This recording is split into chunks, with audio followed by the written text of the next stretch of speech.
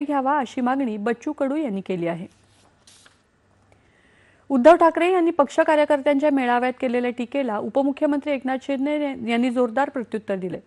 गेली 25 वर्ष मुंबई महानगरपालिकेच्या तिजोरीला विळखा घालून बसलेल्या आणि तिजोरीवर डल्ला मारणाऱ्यांचं पोट अद्यापही भरलेलं नाही असा घणाघात त्यांनी उद्धव ठाकरेंवर केला।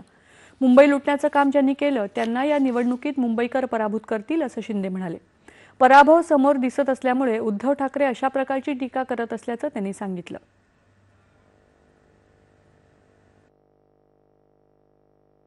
तो भस्म्या रोग झालेला हा एनाकोंडा आहे म्हणून मी सांगितलं याचं एक वेगळेपण आहे। हा भस्म्या रोग झालेला एनाकोंडा आहे आणि याचं पोट कधीच भरत नाही। त्यांना या निवडणुकीमध्ये मुंबईकर माफ करणार नाहीत ही भीती त्यांना दिसू लागली आहे, पराभव त्यांना दिसू लागलेला आहे म्हणून अशा प्रकारचा टीका ते करू लागलेले आहेत। उपमुख्यमंत्री अजित पवार यांनी आज नांदेड जिल्ह्यातल्या